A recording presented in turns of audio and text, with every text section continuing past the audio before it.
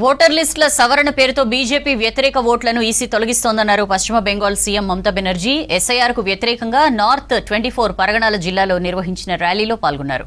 2024 లోక్సభ ఎన్నికల్లో ఓటేసిన ప్రజల ఓట్లను ఇప్పుడెందుకు తొలగిస్తున్నారని ప్రశ్నించారు. అప్పుడు వేసిన ఓట్లు చెల్లవు అంటే ప్రధానిగా మోదీ ఎన్నిక కూడా చెల్లుబాటు కాదన్నారు. బీహార్లో చేసినట్లుగా బెంగాల్లో బీజేపీ ఈసీ అక్రమాలు సాగవన్నారు. ఎంత డబ్బు ఖర్చు పెట్టినా BJP గెలవలేదన్నారు CM Mamata.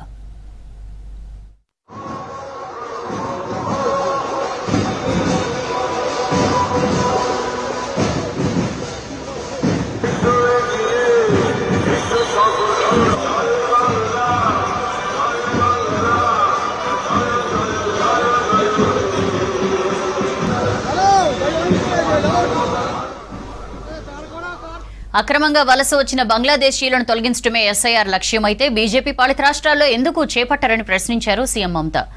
Double engine పాలిత రాష్ట్రాల్లోనూ చొరబాటుదారులున్నారని బీజేపీ అంగీకరిస్తుందని ఎద్దేవా చేశారు. తాను ఒక దేశంగా బంగ్లాదేశ్ను ప్రేమిస్తుందన్నారు. ఎందుకంటే తమది ఒకే భాష అని చెప్పారు. ఏదో ఒక రోజు తనను కూడా మోదీ సర్కార్ బంగ్లాదేశీగా పిలుస్తుందని విమర్శించారు. తాను బెంగాల్లో ఉన్నంత వరకు ఎవరిని వెళ్లగొట్టడానికి అనుమతించనని చెప్పారు. బంగ్లాదేశీయులే సమస్యలైతే మధ్యప్రదేశ్, యూపీలోనూ ఎస్ఐఆర్ ఎందుకు నిర్వహిస్తున్నారో చెప్పాలంటూ ఫైర్ అయ్యారు సీఎం మమతా.